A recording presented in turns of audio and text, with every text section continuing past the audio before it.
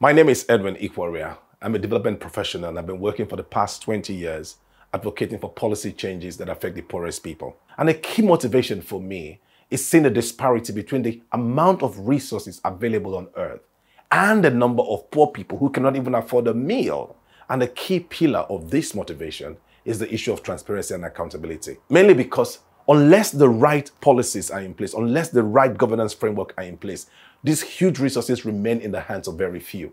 And that is why I'm excited to join the Publish What You Pay movement today. Because in looking at their track record in the past 20 years and all they've achieved, in terms of the policy changes, in terms of achieving transparency in the natural resource governance, making sure that revenues from natural resources benefit the people from the communities from which these resources were extracted.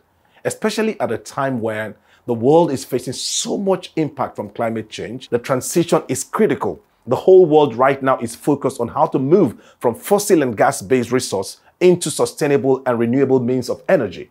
And this requires commitment, and commitment needs to be accountable. People need to be accountable to these commitments they've made. And that is why, as a movement, we will be holding the government accountable, we will be holding the private sector accountable, we will be demanding action for this kind of commitment that they've made.